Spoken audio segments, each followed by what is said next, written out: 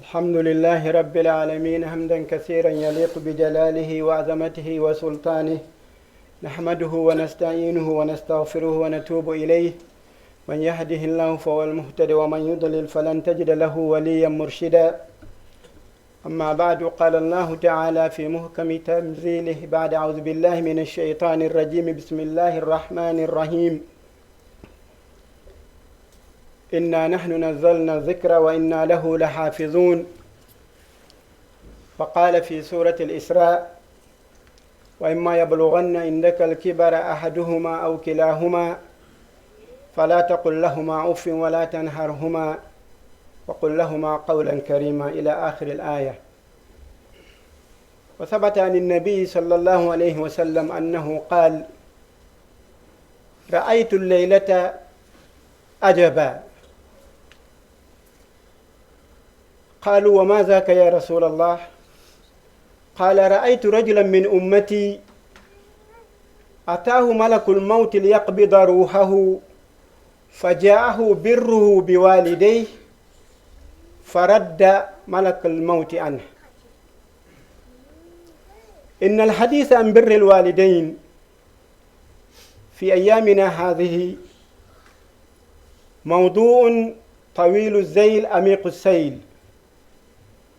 وقد قيل وتكرر مرارا وتكرارا، لكن الأحداث التي تحدث بين مجتمعاتنا تنبه على أهمية تذكير بعضنا البعض لهذا الموضوع.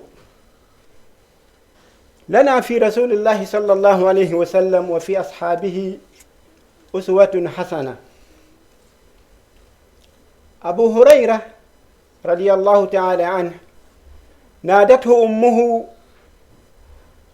يا أبا هريرة، فلبى بصوت عال: لبيك يا أماه. حين انتبه أنه قد رفع صوته على صوت أمه لنرى ماذا فعل، ذهب إلى السوق واشترى عبدين مملوكين. أولا جلس فاستغفر، ثم ذهب إلى السوق واشترى عبدين مملوكين وأعتقهما رجاء أن يغفر له لسبب رفع صوته لأمه، لسبب رفع صوته على أمه. ولنا أيضا في محمد بن منظور وأخيه عمر قصة ينبغي أن نتذكرها دائما. محمد بن منظور كان إذا خاطب أمه ظنه الظان مريضا.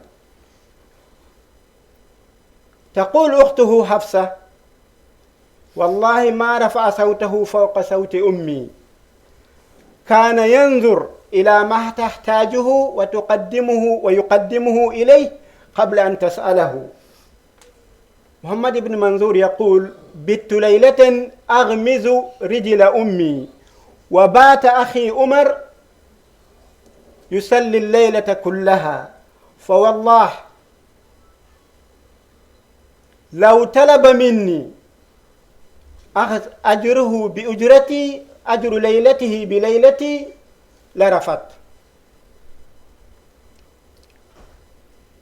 Brothers and sisters, my topic today is a topic, it is not new. It's been said and said time and time again, but the issues happening within the Muslim community reminds me to remind myself and reminds you all about the importance of this topic. And that is our relationship to our parents. When Allah subhanahu wa ta'ala decreed that do not worship anyone, worship Allah and do not worship anyone but Him. And should one of your parents or both of them attain old age at your time, be kind to them. Do not say to them a word of contempt. We have heard this repeated time and time again. But what leads me to repeat this is something we all know, where mothers are made to pay while living with their sons.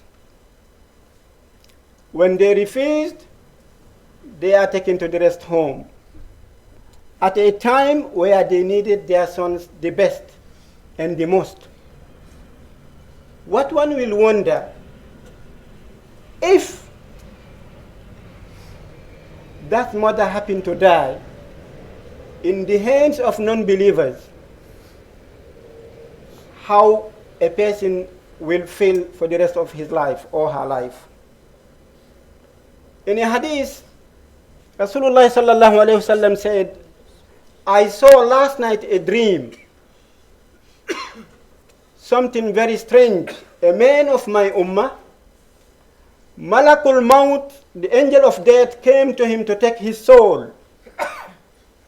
His kindness to his mother came to Malakul Maut and chased him away. Yes, brothers and sisters, this is authentic. It does not contradict the verses of the Quran. لا يستقدمون ساعة ولا يستأخرون. Malakul Maut have got the list of when and where my life will be made to him available to come and take. In the Lawh al-Mahfuz, he is not a privy to that. Allah decides, when you are kind to your parents, he prolongs your longevity. And not only that, he blesses you and with everything. Abu Huraira, his mother called him. Abu Huraira, he said, yes, ma'am. Realizing that he raised his voice above her, he made istighfar. And not only that, he went to the market and bought 2 slaves and freed them with the hope that Allah subhanahu wa ta'ala will forgive his sins by just raising his voice above his mom's voice. Nowadays, you see what children are doing to their parents and to their mom. You wonder, what world are we living in? Muhammad ibn Manzur, may Allah have mercy on him, he says, his sister said, whenever Muhammad talked to our mother, people will think that he's ill, the way he will lower his voice. He always looks at her needs and provides her with it before she even asks for it. Muhammad ibn Manzur said, one night I spent the whole night massaging my mother's feet. My brother Umar was praying until Fajr. By Allah, if he wants my reward to be swapped with his reward, I will decline it. I will reject him. Brothers and sisters, when it comes for our relationship with our parents and the way we are to deal with them, be it Muslim or non-Muslim, we have to think about the story of Ibrahim alayhi salam. His father was not an ordinary kafir. He made the idols, sells them, worships them. And yet, when he called Ibrahim into a long conversation, he said to Ibrahim, leave me alone, otherwise I will stone you. He said to his father, Salamun alayk. Ya abati, Salamun alayk. O my beloved father, peace upon you. Now we see many of the children, they leave home. They said, well, my mom or my dad asked me to leave. I said to these people, be like a fly. When the fly is sitting on the piece of the meat, even if you chase it, it will come back. When it comes for the relationship with our parents, even if they wrong us, we have to maintain them. Taking our parents to the rest home will not solve our problems. In fact, it will create more problems for us, not only in this dunya, but in the akhirah as well. how one can dare take his mother to a rest home because she did not pay the rent, and because she is not paying the power bill, and because she is not cooking, she is useless. These are the words being used. She is useless. Yes, now she is so. Where were you when you were crying, when you were dating yourself? She spent many nights, sleepless nights, just to cater for you, to make sure that you are safe, to make sure that you are not hungry, to make sure that you are well looked after. And when she is old and she needs you, that is the time you make a decision to take her to a rest home. By Allah, it is haram. It is haram if we don't say it, it is haram. It is haram if we do not listen to what's been said. And it is haram if we do not look after our parents and if we do not look after them. Being kind to parents is one of the reasons for one dua to be answered. We all know the story of Uwais ibn Amir from Yemen. At the time of the Prophet sallallahu alaihi wasallam, he said, يأتيكم رجل من التابعين اسمه أويس بن عامر من قرن من اليمن إذا وجدته يا عمر فاجعله يستغفر لك. سبحان الخالق العظيم. A tabi'i will come, and his name is Uwais ibn Amir from Yemen. Rasulullah sallallahu alayhi wasallam is saying this to Umar. Umar, whenever he's in a valley, Shaitan will be in the other valley. He said to Umar, if you happen to be alive, when he comes, meet him, ask him to seek forgiveness for you. Umar has already been given the glad tidings of going to Jannah. And yet Rasulullah sallallahu alayhi wasallam is telling him this. Why? He sallallahu alayhi wasallam said, لو قسم على الله لأبر إنه بار بوالديه. If he swears by Allah or he asks for anything, Allah will grant him. Why? Because he is kind to his parent. These are the words of Rasulullah sallallahu alayhi wasallam. And the hadith is in Sahih Bukhari and also in Sahih Muslim and many other sihah of hadith. Rasulullah sallallahu alayhi wasallam did not say this out of nothing. Umar, after that, whenever people come for Hajj, he will make sure that he goes and meets the people who have come from Yemen, and he will mingle among them, and he will ask, anyone among you by the name of Uwais? They will say no. Rasulullah sallallahu alayhi wasallam gone. Abu Bakr gone. Umar is the Khalifa during his time.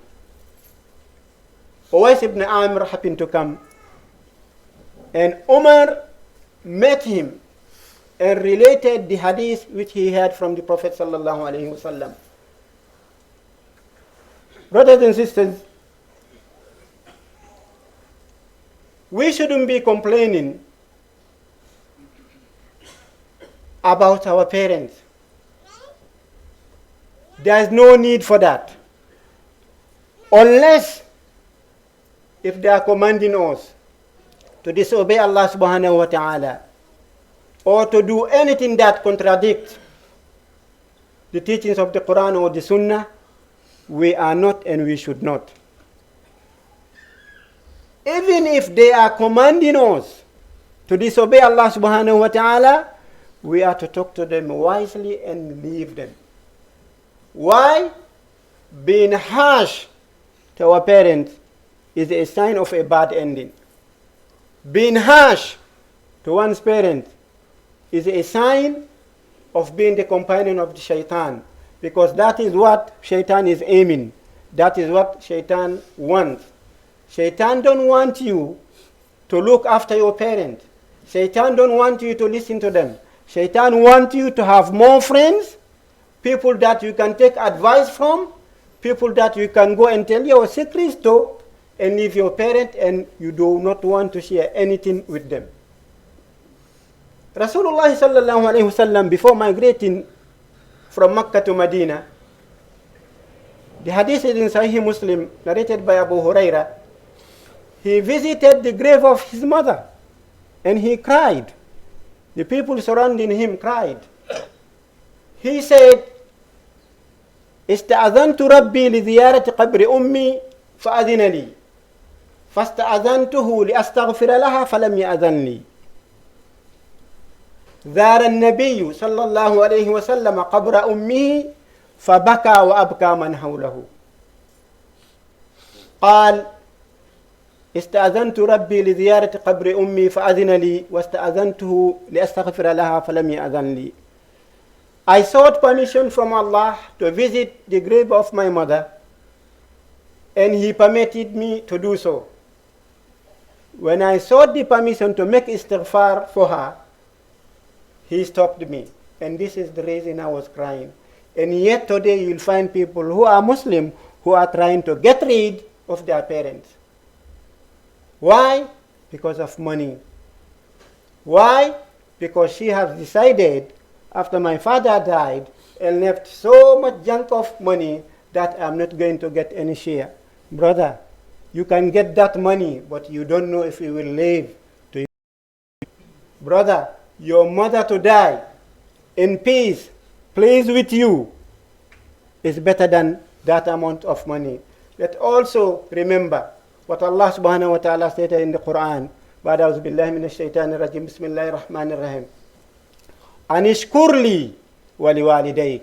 Be thankful to me, wali walidaik, and be thankful to your parents. Brothers and sisters, whenever we wake up in the morning, beside us are our parents, or we pick up the phone, we talk to them, we understand they are living, they are healthy. Let's say, raising our hands with convictions, Rabbi awzi'ini an ashkura ni'mataka allati an'amta alayya wa ala waliday. O my Rabb, grant me, enable me to be thankful to you and to be thankful to my parent. أقول قولي هذا واستغفر الله لي ولكم فاستغفروه إنه هو الغفور الرحيم.